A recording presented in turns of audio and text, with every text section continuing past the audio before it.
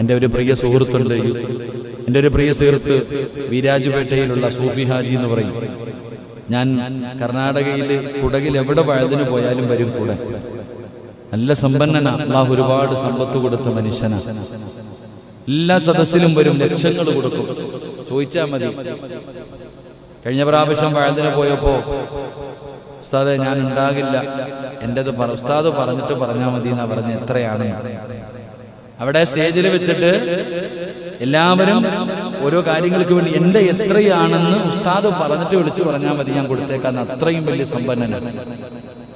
എൻ്റെ പ്രിയപ്പെട്ട മാതാവിനെ വല്ലാത്ത ഇഷ്ടമായിരുന്നു. അള്ളാഹുവെ, കുറച്ച് ദിവസങ്ങളായി നമുക്ക് സുഖമില്ല, ഹോസ്പിറ്റലില്ല, നല്ല ആരോഗ്യമുണ്ട്, സംസാരിക്കും. മംഗലാപുരത്ത് ഹോസ്പിറ്റലിൽ ഓക്സിജൻ കിട്ടാതെ വളരെ പ്രയാസത്തിലായിരുന്നു. ആ അദ്ദേഹത്തിന്റെ പ്രിയപ്പെട്ട ഉമ്മ അള്ളാഹുവിന്റെ വിധിക്ക് മുന്നിൽ തലതാഴ്ത്തി യാത്രയായി. അള്ളാഹു ആ ഉമ്മയ്ക്ക് മഗ്ഫിറത്തും റഹ്മത്തും നൽകി അനുഗ്രഹിക്കുമാറാകട്ടെ. അള്ളാഹു ഖബറിടം വിശാലമാക്കി കൊടുക്കുമാറാകട്ടെ. അള്ളാഹു അവർക്ക് എല്ലാവർക്കും ഈ ഉമ്മാനോട് വലിയ ഇഷ്ടമാണ്. സത്യം പറഞ്ഞാൽ ഈ പണക്കാരൊക്കെ പണം കൂടിക്കഴിഞ്ഞാൽ അള്ളാനെ മറക്കുന്നവരധികം പേരും. ആ വീട്ടിലെ സാധാരണ വാപ്പമാരൊക്കെ നല്ലവരാണെങ്കിലും വീട്ടിലെ മക്കൾ അത്ര നല്ലവരാവത്തില്ല. സത്യം പറഞ്ഞാൽ ആ വീട്ടിലെ പെൺകുട്ടികൾ തിങ്കളും വ്യാഴവും നോമ്പ് പിടിക്കും. എനിക്ക് അത്ഭുതമാണ്. അത്രയും വലിയ അനുഗ്രഹം അള്ളാഹു കൊടുത്തിട്ടും അദ്ദേഹത്തിന്റെ പെൺമക്കൾ എല്ലാ തിങ്കളും വ്യാഴവും നോമ്പ് പിടിക്കും.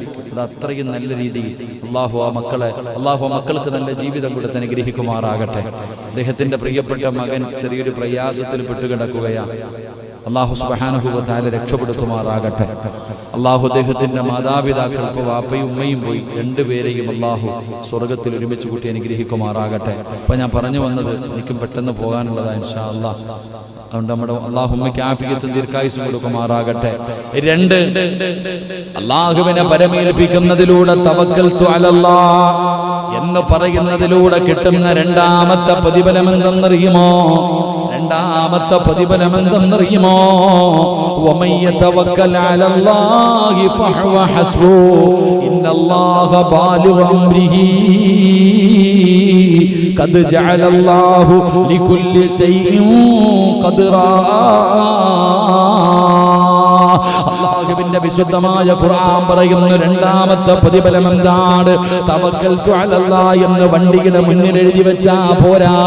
എന്റെ പ്രിയപ്പെട്ടവരെ, വലിയ വീട് വെച്ചിട്ട് വീടിന്റെ മുന്നിൽ മാഷാ അല്ലാഹ് തബാറക്കല്ലാഹ് ഹാദാ മിൻ ഫളിൽ റബ്ബി എന്ന് എഴുതി വെച്ചാ പോരാ. എന്റെ പ്രിയപ്പെട്ടവരെ, തവക്കൽതു അലല്ലാഹ് എന്ന് റബ്ബിനെ പരമേൽപ്പിക്കുന്നവർക്ക് അല്ലാഹു കൊടുക്കുന്ന രണ്ടാമത്തെ പ്രതിഫലം എല്ലാ കാര്യത്തിലും അല്ലാഹു അവന് മതിയാകുമെന്ന് അല്ലാഹുവിന്റെ വിശുദ്ധ ഖുർആൻ. വമൻ യതവക്കൽ അലല്ലാഹി ഫഹുവ ഹസ്ബു ഇന്നല്ലാഹ ബാലിഗു അംരി ഖദ് ജഅലല്ലാഹു ലികുല്ലി ശൈഇൻ ഖദ്റാ. ഏതെങ്കിലും ഒരു മനുഷ്യൻ അല്ലാഹുവിനെ പരമേൽപ്പിക്കുന്ന പക്ഷം അവൻ അല്ലാഹ് തന്നെ മതി, അവൻ അല്ലാഹ് തന്നെ മതി. എന്റെ പ്രിയപ്പെട്ടവരെ, അവന് പരിപൂർണനായി മാറുകയാണ്. എന്റെ പ്രിയപ്പെട്ടവരെ, അവന്റെ എല്ലാ കാര്യങ്ങളും അല്ലാഹു ഏറ്റെടുത്തിരിക്കുകയാണ്. എന്തിനാ പേടിക്കുന്നത്? എന്തിനാ പേടിക്കുന്നത്? അവന്റെ സർവ്വ കാര്യങ്ങളും അല്ലാഹു ഏറ്റെടുക്കുമെന്ന് ആദരവായ പ്രവാചകൻ നബി മുഹമ്മദ് മുസ്തഫ, പ്രവാചകൻ നബി മുഹമ്മദ് മുസ്തഫ. പൊന്നാര ചങ്ങാതി, തവക്കൽതു അലല്ലാഹ് എന്ന് പറഞ്ഞ അള്ളാഹിനെ ഏൽപ്പിച്ചാ പിന്നെ നീ എന്തിനാ പേടിക്കണേ? എന്റെ കാര്യങ്ങൾ ഞാൻ അള്ളാഹുവിനെ ഏൽപ്പിച്ചു കഴിഞ്ഞാൽ അത് അള്ളാഹിനെ ഏൽപ്പിച്ചു കഴിഞ്ഞ് നീ എന്താ എനിക്ക് ബേജാറ്? എന്റെ മകള് പ്രായപൂർത്തിയായി, വിവാഹപ്രായമായി, അൽഹംദുലില്ലാഹ് അള്ളാഹിനെ ഏൽപ്പിച്ചിട്ടുണ്ട്. എന്തിനാ പേടിക്കണേ? എന്റെ കാര്യങ്ങളും നമ്മൾ ചെയ്യാനുള്ളത് ചെയ്യണം. അത് നമ്മൾ വ്യക്തമായി കേൾക്കേണ്ടത്. ചുമ്മാതെ വീടിനകത്തിരുന്നിട്ട് 18 വയസ്സായി 19 വയസ്സായി ഇരിക്കുക, പെണ്ണുമ്പിള്ള ചോദിക്കുന്ന കാക്ക മോളെ കെട്ടിക്കണ്ടേ? ഓ അല്ലാഹ് നോക്കിക്കോളൂ, അല്ലാഹ് നോക്കിക്കോളൂ. ആകാശത്ത് നോക്കി നടക്കാരല്ല പറഞ്ഞത്. നമ്മൾ ചെയ്യേണ്ടത് നമ്മൾ ചെയ്യണം. എന്റെ പ്രിയപ്പെട്ടവരെ, അള്ളാഹിനെ ഏൽപ്പിച്ചു കഴിഞ്ഞാൽ വീടിന്റെ പണി തുടങ്ങി, അൽഹംദുലില്ലാഹ് ഉള്ളതൊക്കെ കൊണ്ട് തുടങ്ങി. പക്ഷെ പൈസയ്ക്ക് പ്രതിസന്ധി വരുമ്പോ ലോൺ എടുക്കാൻ പോയില്ല. പൈസയ്ക്ക് പ്രതിസന്ധി വരുന്ന സമയത്ത് പണയം വെക്കാൻ പോയില്ല. അല്ലാഹ് തരും, വെയിറ്റ് ചെയ്യും. തവക്കൽതു അലല്ലാഹ് ഏൽപ്പിച്ചിട്ടുണ്ടല്ലോ, അല്ലാഹു എന്നെ കൊണ്ടുതരും. അല്ലാഹു നമുക്ക് ഈമാൻ നൽകുമാറാകട്ടെ. മഹാനായ പ്രവാചകൻ സല്ലല്ലാഹു അലൈഹി വസല്ലമ തങ്ങൾ പറയുകയാണ്, ഏറ്റവും വലിയ ഒരു ചരിത്രം, എന്ത് തടസ്സമാണെങ്കിലും നിങ്ങൾ മനസ്സിലാക്കുക, അല്ലാഹനെ ഏൽപ്പിച്ചു കഴിഞ്ഞാൽ അല്ലാഹ് തട്ടിമാറ്റി തരും സർവ്വതും. എന്തു പ്രയാസമാണോ എന്താണോ ഇപ്പൊ തന്നെ ഈ എന്തിനിപ്പോ നമ്മൾ കൂടുതൽ വയത് പറയണേ, നിങ്ങളോട് ഞാൻ എന്തിനാ പറയണേ, ഈ ചങ്ങാതിമാരൊക്കെ ഈ പള്ളി കെട്ടണ വിഷയമായിട്ടൊക്കെ എന്തൊക്കെയായിരുന്നു, ബദറും ഉഹദും ഹന്തക്കും ഹൈബറും തബൂക്കൊക്കെ എല്ലായിരുന്നു, എന്തൊക്കെ തടസ്സങ്ങളായിരുന്നു. പക്ഷെ എവിടെ പോകുമ്പോഴും അല്ലാഹു ഒരു വഴി കാണിച്ചു കൊടുക്കുന്നു, അല്ലാഹു ഒരു വഴി തുറന്നു കൊടുക്കുന്നു. ഏതൊരു വിഷയത്തിലാണെങ്കിലും നിങ്ങളൊക്കെ പിന്നെ പറഞ്ഞു തരണ്ട, നിങ്ങൾക്ക് പിന്നെ ശത്രുക്കളെ ഇല്ലല്ലോ, നിങ്ങൾക്ക് പിന്നെ അങ്ങനത്തെ കുഴപ്പമൊന്നുമില്ല. എല്ലാവരും ഈ ചിരി ഉണ്ടെങ്കിൽ പിന്നെ എന്തിനാ പേടിക്കണേ അല്ലേ? എന്റെ പ്രിയപ്പെട്ടവരെ, അല്ലാഹു നമുക്ക് എല്ലാ വഴികളും തുറന്നു തരും. അല്ലാഹനെ ഏൽപ്പിച്ചു കഴിഞ്ഞാൽ ഒരു ഭയവും നമുക്ക് വേണ്ട. അതിന് ഏറ്റവും വലിയ തെളിവ് മഹാനായ ഖലീലുല്ലാഹി ഇബ്രാഹിം നബി അലൈഹിസ്സലാം. ഇബ്രാഹിം നബി അലൈഹിസ്സലാമിനെ നമ്രൂദിന്റെ അനുയായികൾ പിടിച്ചുകൊണ്ടുവന്നിട്ട് തീക്കുണ്ടാരത്തിലേക്ക് വലിച്ചെറിയാൻ നിർത്തിയിരിക്കുമ്പോഴും എവിടെ അമ്പും വില്ലും തയ്യാറാക്കിയിട്ട് നിർത്തിയിരിക്കുക ഇബ്രാഹിം നബിയെ എഴുതങ്ങിട്ട് വിടാൻ. ആ നിർത്തിയിരിക്കുന്ന സമയത്താ പറയുന്നത് ഹസ്ബിയല്ലാഹ് വ നിഅമൽ വകീൽ, ഹസ്ബുനല്ലാഹ് വ നിഅമൽ വകീൽ. എന്താ ഇല്ലേ? ജിബ്രീൽ അലൈഹിസ്സലാം എന്നിട്ടാ പറയണേ, രക്ഷപ്പെടുത്തട്ടെ, പൊക്കോ നിന്റെ കാര്യം നോക്കി. ജിബ്രീൽ അലൈഹിസ്സലാമിനോട് പറയാ, നബിയെ രക്ഷപ്പെടുത്തട്ടെ, നബിയെ നിങ്ങൾ പോ ചങ്ങായി, അല്ലാഹ് ഉണ്ടല്ലോ എന്റെ റബ്ബുണ്ടല്ലോ എന്നെ നോക്കാൻ, നീ എന്തിനാ ഭയപ്പെടുന്നേ? ഹസ്ബുനല്ലാഹു നിഅമൽ വകീൽ. എന്റെ പ്രിയപ്പെട്ട സഹോദരങ്ങളെ, നിങ്ങൾ നോക്ക്, എനിക്ക് അല്ലാഹ് മതി, ഞാൻ അല്ലാഹനെ ഏൽപ്പിച്ചിരിക്കല്ലേ. കരിയാൻ വിധിയുണ്ടെങ്കിൽ കരിയട്ടെ, അതിനകത്ത് പോയി കടന്ന് അവസാനിക്കാനാണ് എന്റെ വിധിയെങ്കിൽ അല്ലാഹ് തീരുമാനിച്ചതല്ലേ. അവിടെ നാ ഒരു മനസ്സ് കാണിച്ചപ്പോൾ അല്ലാഹുവിന്റെ ഇടപെടലുണ്ടായി. എന്റെ പ്രിയപ്പെട്ടവരെ, ആകാശ ലോകത്ത് നിന്ന് ഇറങ്ങി വന്നു സഹായം. ആ ഒരൊറ്റ വാക്ക് ജിബ്രീൽ അലൈഹിസ്സലാം വരെ വന്നപ്പോ എന്റെ റബ്ബിനറിയാ എന്നെ രക്ഷപ്പെടുത്താൻ എന്റെ റബ്ബുണ്ടല്ലോ. ഹസ്ബുനല്ലാഹു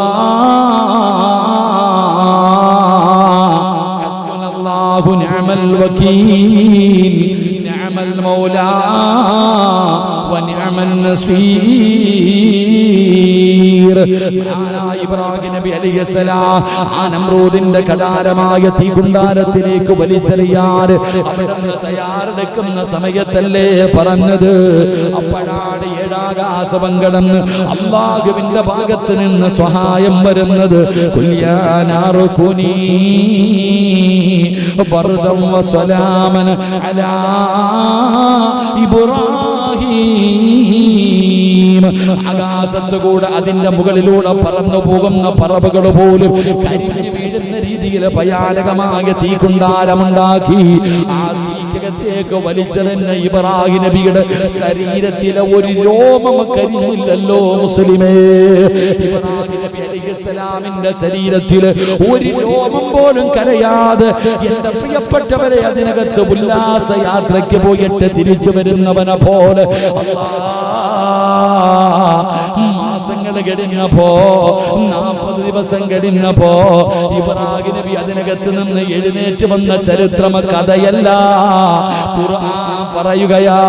ഖുർആൻ പറഞ്ഞതല്ലേ, ഖുൽയാ നാറു കുനീ ബർദൻ വസലാമൻ അലാ ഇബ്രാഹിം.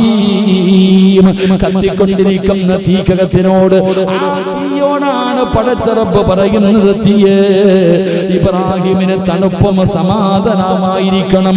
എന്റെ പ്രിയപ്പെട്ടവരെ, അവിടെ നിന്ന് ചൂടിന് ചൂട്, തണുപ്പിന് തണുപ്പ്, സമാധാനത്തിന് സമാധാനം അല്ലാഹു കൊടുത്തത്. അതുകൊണ്ടാണ് തവക്കൽതു അലല്ലാഹ് എന്ന് പറഞ്ഞു കഴിഞ്ഞാ പിന്നെ റബ്ബ് മതിയല്ലോ.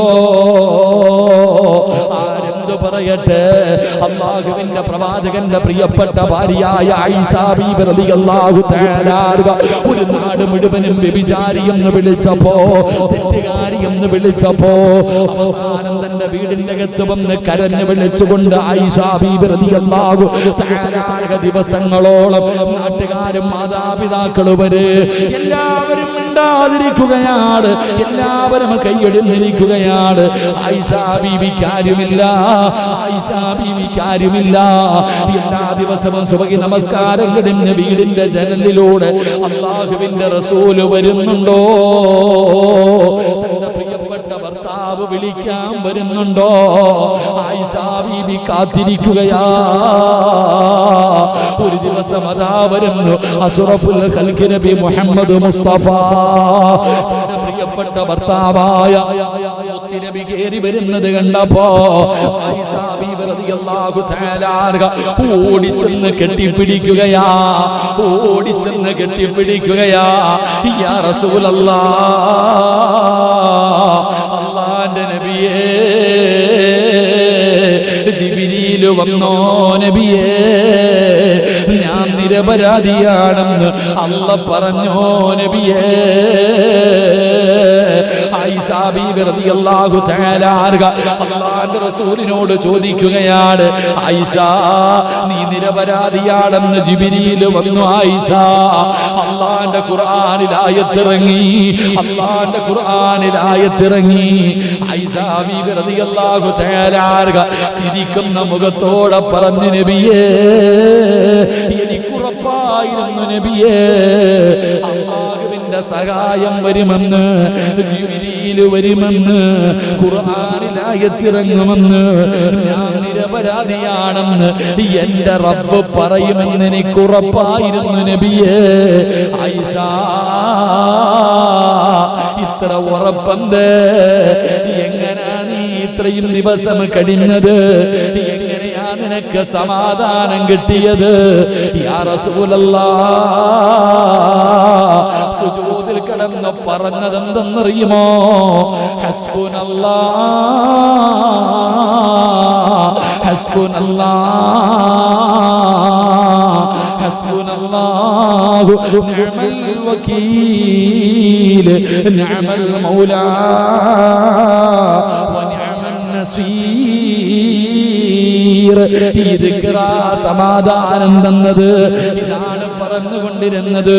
അതുകൊണ്ട് പറഞ്ഞു പഠിച്ചോ, ഹസ്ബുനല്ലാഹ്, ഹസ്ബുനല്ലാഹ്, എനിക്കെന്റെ റബ്ബുണ്ടല്ലോ, എനിക്കെന്റെ റബ്ബുണ്ടല്ലോ, എനിക്കെന്റെ റബ്ബ് മതിയല്ലോ. അതുകൊണ്ട് തവക്കൽതു അലല്ലാഹ്, അല്ലാഹുവിനെ പരമേൽപ്പിക്കുന്ന മനുഷ്യർ അല്ലാഹു കൊടുക്കുന്ന രണ്ടാമത്തെ പ്രതിഫലം അല്ലാഹുവിന്റെ ഖുർആൻ പറയുകയാണ്, വമൻ യതവക്കൽ അലല്ലാഹി ഫഹുവ ഹസ്ബുഹു ഇന്നല്ലാഹ ബാലു അംരി ഖദ് ജഅലല്ലാഹു ലികുല്ലി ശൈഇൻ ഖദ്റാ. തവക്കൽതു അലല്ലാഹ് എന്ന് റബ്ബിനെ ഏൽപ്പിക്കുന്നവന് റബ്ബ് തരുന്ന രണ്ടാമത്തെ പ്രതിഫലം അവൻ അല്ലാഹ് മതിയാകും. അല്ലാഹു നമുക്ക് ഈമാൻ നൽകുമാറാകട്ടെ, അല്ലാഹ് നമുക്ക് ഈമാൻ നൽകുമാറാകട്ടെ. നമ്മൾ തിന്നിട്ട് വയറ് നിറയാത്ത മനുഷ്യന്മാരാ. എന്തുകൊണ്ട്? നമുക്ക് മതിയാകാത്തത് കൊണ്ട്. എന്ത് തിന്നാലും നിറയുന്നുണ്ടോ? എത്ര കിട്ടിയാലും തികയുന്നുണ്ടോ? ഇല്ല. അതങ്ങനല്ല. അല്ലാഹ് ഉണ്ടെങ്കിൽ അല്പം മതി. കാന്താരി ചെറുതാണെങ്കിലും മതി. അൽഹംദുലില്ലാഹ്, നമുക്ക് അല്പം കിട്ടിയാൽ മതി, നമുക്ക് തൃപ്തിപ്പെടാൻ കഴിയും. അള്ളാഹു നമുക്ക് ഭാഗ്യം നൽകുമാറാകട്ടെ, അള്ളാഹു നമുക്ക് ഭാഗ്യം നൽകുമാറാകട്ടെ. 3 എൻ്റെ പ്രിയപ്പെട്ട സഹോദരങ്ങളെ, മഹാനായ നബി മുഹമ്മദ് മുസ്തഫ സല്ലല്ലാഹു അലൈഹി വസല്ലമ തങ്ങൾ പറയുന്നു, ഞാൻ ഹദീസ് പറയുന്നില്ല, ഖുർആൻ മാത്രം പറയാം. ഇന്നെങ്കിലും അത്രയായി, അരമണിക്കൂറും കൂടെ ഇൻഷാ അല്ലാഹ്. പിരിവെല്ലാം ഉണ്ടില്ലേ അപ്പ? ഒരു അരമണിക്കൂറും കൂടെ ഇൻഷാ അല്ലാഹ്. ഇരിക്കല്ലേ? എസിക്കാതിരിക്കാൻ നല്ല രസമുണ്ടില്ലേ? നമുക്കൊന്നുമില്ലപ്പാ, ചൂട് തന്നെ. ഇത് ഈ പാലത്തിന് ഇത്രയും വരെ നീട്ടം ഉണ്ടായിരുന്നെങ്കിൽ പഠിച്ചാൽ, ഈ പാലം ഇവിടെ വരെ നീട്ടാൻ പറ്റിയിരുന്നെങ്കിൽ കേട്ടാ, ഈ ഫാനെങ്കിലും ഒന്നുള്ളൂ. ഞങ്ങൾ ഒന്ന് നീട്ടണം മെമ്പർ കേട്ടോ. നിങ്ങളൊക്കെ വിചാരിച്ച പാലം നീട്ടാൻ പറ്റില്ലേ? പഠിച്ചൊരു സിറാത്ത് പാലം പോലെ, തൂക്കുപാലം പോലെ കെട്ടിത്തൂക്കിയിട്ടിരിക്കുക ഇത്. ശരി, ഉച്ച സമയത്ത് കയറി ഇരിക്കണം, തൂക്കുപാലത്തിന്റെ പവർ അറിയാൻ. ഇപ്പോ നല്ല തണുപ്പുണ്ടില്ലേ?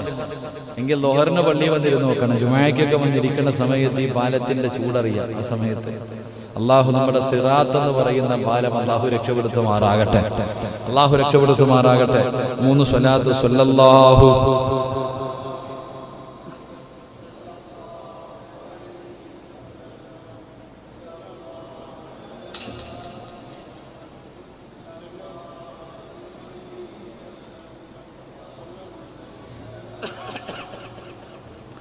യാ റബ്ബി സ്വല്ലി അലൈഹി വസല്ലിം. അല്ലാഹു സ്വീകരിക്കുമാറാകട്ടെ. എൻ്റെ പ്രിയപ്പെട്ടവരെ, തവക്കൽതു അലല്ലാഹ് മൂന്നാമത്തെ പ്രതിഫലം എന്താ? ഇത് പറയുന്നവർക്ക്, ഇത് പറഞ്ഞുകൊണ്ട് അല്ലാഹുവിനെ പരമേൽപ്പിക്കുന്നവർക്ക് അല്ലാഹു കൊടുക്കുന്ന മൂന്നാമത്തെ പ്രതിഫലം എന്താ? പരിശുദ്ധമായ ഖുർആൻ പറയുകയാണ്, ഇന്നഹു ലൈസ ലഹു സുൽത്താനുൻ അലല്ലദീന ആമനൂ വഅലാ റബ്ബിഹിം യതവക്കലൂൻ ഇന്നമാ സുൽത്താനുഹു അലല്ലദീന യതവല്ലൗനഹു വല്ലദീന ഹും ബിഹി മുശ്രികൂൻ. വ്യക്തമായി കേൾക്കും. മൂന്നാമത്തെ പ്രതിഫലം തവക്കൽതു അലല്ലാഹ് എന്ന് പറഞ്ഞുകൊണ്ട് എല്ലാ കാര്യങ്ങളും അല്ലാഹനെ ഏൽപ്പിക്കുന്നവർ, അവർക്ക് അല്ലാഹു കൊടുക്കുന്ന പ്രതിഫലം, പിശാചിന്റെ ഉപദ്രവങ്ങളിൽ നിന്ന് അവർക്ക് അല്ലാഹു സംരക്ഷണം കൊടുക്കുമെന്ന് അല്ലാഹുവിന്റെ വിശുദ്ധ ഖുർആൻ. അല്ലാഹുവിന്റെ ഖുർആനാ പറയുന്നത്. അവരുടെ മേൽ അല്ലാഹുവിനെ പരമേൽപ്പിക്കുന്നവരുണ്ടല്ലോ, അവരുടെ മേൽ പിശാചിന് തീർച്ചയായും യാതൊരു അധികാരവുമില്ല. അല്ലാഹുവിന്റെ ഖുർആനാ പറയുന്നത്. ഇബ്ലീസിന്, പിശാചിന് തവക്കലേൽപ്പിക്കുന്ന മനുഷ്യനുണ്ടല്ലോ, അല്ലാഹുവിനെ പരമേൽപ്പിക്കുന്നവന്റെ വിഷയത്തിൽ പിശാചിന് യാതൊരു അധികാരവുമില്ല. അവന്റെ അധികാരം അവനെ രക്ഷാധികാരിയാക്കിയവരുടെ അല്ലാഹുവിനോട് പങ്കു ചേർക്കുന്നവരോടാ. എന്റെ പ്രിയപ്പെട്ടവരെ, തവക്കൽതു അലല്ലാഹ് എന്ന് പറഞ്ഞ് അല്ലാഹനെ ഏൽപ്പിച്ച് ജീവിക്കുന്നവനുണ്ടല്ലോ, അവന് കൊടുക്കുന്ന മൂന്നാമത്തെ പ്രതിഫലം, അവന്റെ മുന്നിൽ പിശാച് പരാജയപ്പെടുകയാ. പിശാചിന്റെ ഉപദ്രവം അവന് ഏൽക്കില്ലെന്ന് ആദരവായ പ്രവാചകൻ നബി മുഹമ്മദ് മുസ്തഫ.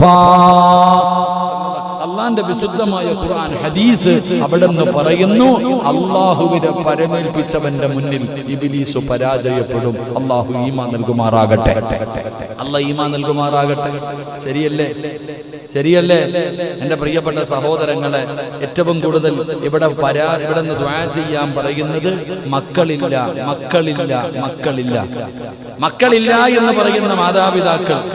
എൻ്റെ പ്രിയപ്പെട്ട സഹോദരങ്ങളെ, എന്തുകൊണ്ടാണ് മക്കളില്ല? ആ ആശുപത്രി പോ, ഈ ആശുപത്രി പോ, അവിടെ ഉണ്ട്, ഇവിടെ ഉണ്ട്, അവിടെ പോയാൽ കിട്ടും, അവിടെ പോയാൽ കിട്ടും, ഇവിടെ പോയാൽ കിട്ടും, മൊത്തവും നടക്കും. മക്കളെ കിട്ടാനുള്ളൊരാഗ്രഹം, ആ മരുന്ന് ഈ മരുന്ന് എല്ലാം കഴിക്കും. എന്നിട്ട് അവസാനം വേണമെങ്കിൽ പോയിട്ട് വേറെന്തോ ഉണ്ടല്ലോ അപ്പ, ഈ കുട്ടികളുണ്ടാവാൻ വേണ്ടി വേറെന്തോ എന്തോ ഇഞ്ചക്ഷൻ അല്ലപ്പ, വേറെന്തോ ചെയ്യുമല്ലോപ്പ, PDF എന്തെങ്കിലും പറയത്തില്ലേ, അങ്ങനത്തെ ചികിത്സ. എന്താ ഷാജിക്ക, ഈ മക്കളുണ്ടാകാൻ വേണ്ടി എന്തൊരു ചികിത്സയില്ലേ? ആരോട് ചോദിക്കാ പറിച്ചോ? എന്തൊക്കെയോ മക്കളില്ല എന്ന് പറഞ്ഞു. എങ്കിലും മക്കളില്ലാത്തവർ പഠിക്കണം. മക്കളില്ലാത്തവർ ഇവര് പറയും ഗർഭപാത്രമില്ല, കൗണ്ടിങ് ഇല്ല, അതില്ല, ഇതില്ല, തൈറോയ്ഡ് ഉണ്ട്, അതുണ്ട്, ഇതുണ്ട്, ഇതൊക്കെ. എന്നാൽ മഹാനായ നബി മുഹമ്മദ് മുസ്തഫ, ഉറക്കെ മഹാനായ നബി മുഹമ്മദ് മുസ്തഫ സല്ലല്ലാഹു അലൈഹി വസല്ലം, ആയിഷ ബീവി റളിയല്ലാഹു തആല അൻഹ, ഇവർക്ക് രണ്ടുപേർക്കും മക്കളുണ്ടായിരുന്നു. നിങ്ങൾ ചരിത്രം എടുത്ത് വായിച്ചു നോക്ക്. അള്ളാഹുവിന്റെ പ്രവാചകൻ സല്ലല്ലാഹു അലൈഹി വസല്ലമ തങ്ങൾക്കും ആയിഷ ബീവി റളിയല്ലാഹു തആല അൻഹ രണ്ടുപേർക്കും മക്കളില്ലായിരുന്നു. കൗണ്ടിങ് പറഞ്ഞുകൊണ്ടാ? നിങ്ങൾ ചിന്തിക്ക്. മക്കളെന്ന് പറയുന്നത് അള്ളാഹു തരുന്നൊരു സമ്മാനം. അത് അള്ളാഹ് ഇഷ്ടപ്പെട്ടവർക്ക് അള്ളാഹു കൊടുക്കും, ചിലർക്ക് കൊടുക്കൂല. ചിലര് മക്കളെ കിട്ടിയിട്ട് കരയുന്നു, ചിലര് കിട്ടാതെ കരയുന്നു. ഇത്ര വ്യത്യാസമുള്ളൂ. എന്റെ പ്രിയപ്പെട്ടവരെ, ഓരോരുത്തരും ദുആ ചെയ്യാൻ, ഇപ്പൊ ഇവിടുത്തെ നിങ്ങൾ തന്നെ ദുആ ചെയ്യുന്ന സമയത്ത് നിങ്ങൾ ശ്രദ്ധിക്കുക. ഉസ്താദെ 15 കൊല്ലമായി, 10 കൊല്ലമായി, 8 കൊല്ലമായി, 6 കൊല്ലമായി മക്കളില്ല, ദുആ ചെയ്യും. ഉസ്താദെ, മക്കൾ നന്നാകാൻ വേണ്ടിയും ദുആ ചെയ്യും. രണ്ടുമുണ്ടല്ലോ. നമ്മൾ മനസ്സിലാക്കേണ്ടത്, എന്റെ പ്രിയപ്പെട്ട സഹോദരങ്ങൾ, നിങ്ങൾ അള്ളാഹുവിൽ തവക്കൽ ഏൽപ്പിക്കുക. എന്തിനാ നിങ്ങൾ പേടിക്കണം? അവിടെ ഇവിടെയും പോയി മന്ത്രവാദം വരെ ചെയ്യുന്നവരുണ്ട് ഇതൊക്കെ വേണ്ടി. അവിടെ പോയാ, ആ സ്വാമി എടുത്തു പോയാ, അന്നടുത്ത് പോയാ എല്ലാം കിട്ടും, അങ്ങനെ കുറെ എണ്ണം. അള്ളാഹുവിനെ പരമേൽപ്പിക്കും സഹോദര. അള്ളാഹിനെ ഏൽപ്പിച്ചു കഴിഞ്ഞാൽ പടച്ച റബ്ബ് നിങ്ങളെ രക്ഷപ്പെടുത്തും. നിങ്ങൾക്ക് അല്ലാഹ് തരും.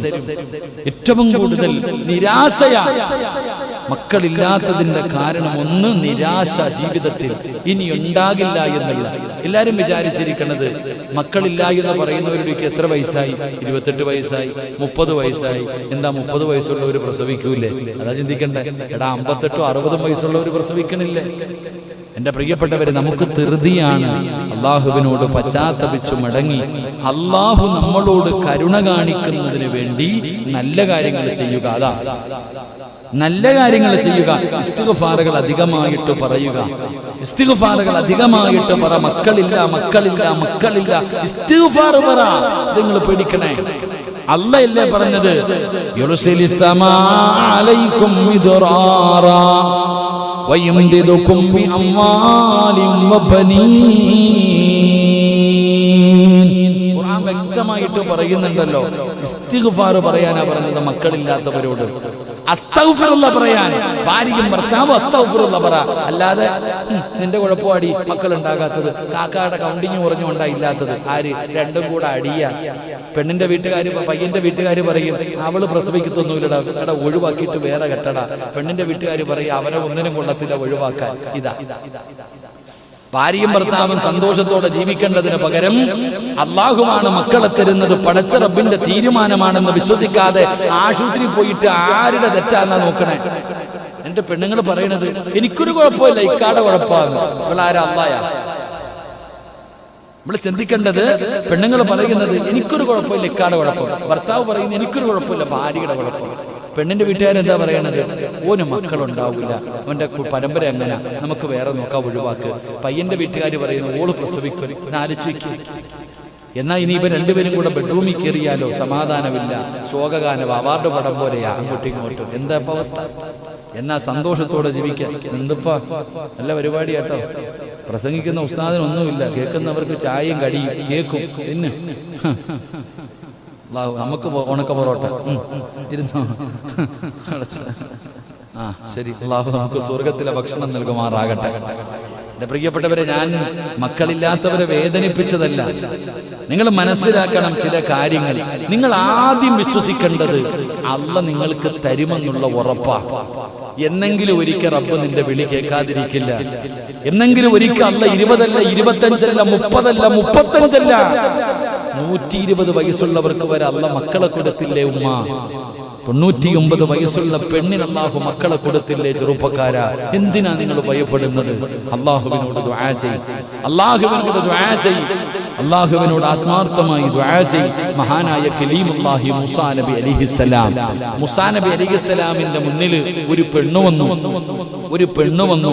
മൂസാ നബിയോട് പറയുന്നു, നബിയേ, നിങ്ങൾ അല്ലാഹുവിനോട് സംസാരിച്ച പ്രവാചകനാണ്, അതുകൊണ്ട് എനിക്കാണെങ്കിൽ മക്കളില്ല, അല്ലാഹുവിനോട് ദുആ ചെയ്യ്, എനിക്ക് മക്കളെ തരാൻ. എന്റെ പ്രിയപ്പെട്ടവരെ, അവിടെ നിന്ന് പറയുന്നു, മൂസാ നബി അലൈഹിസ്സലാം അല്ലാഹുവിനോട് ദുആ ചെയ്തു, പടച്ചവനെ ഈ സാധുവിന് നീ മക്കളെ കൊടുക്കണേ അല്ലാ. അല്ലാഹ് പറഞ്ഞു, ഓള് പ്രസവിക്കാത്തവളാ, വിട്ടേക്കാൻ. വീണ്ടും ദുആ ചെയ്തു.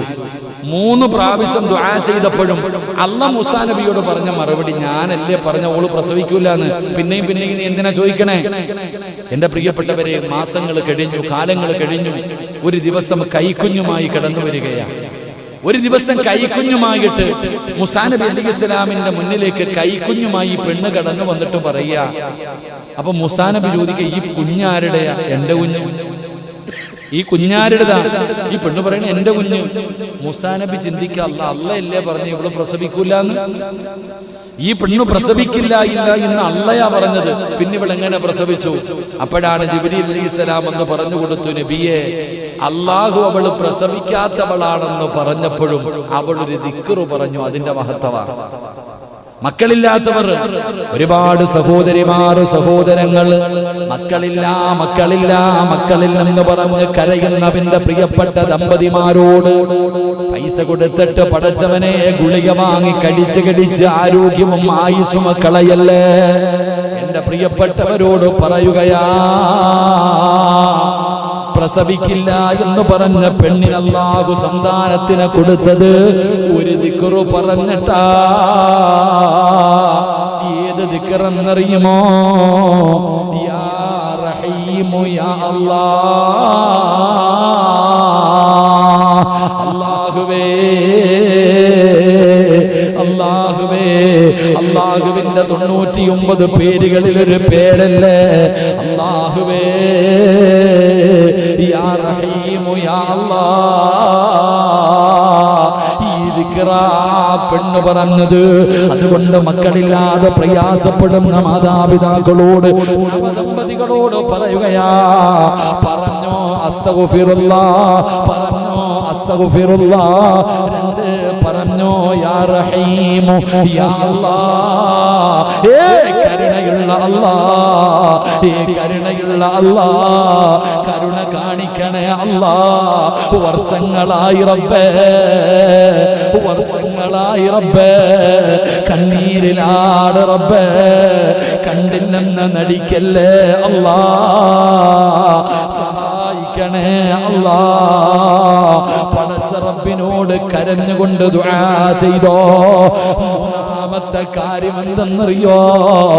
ആദം നബിയെ പച്ച മണ്ണിൽ നിന്നാ അല്ലാഹു സൃഷ്ടിച്ചത്.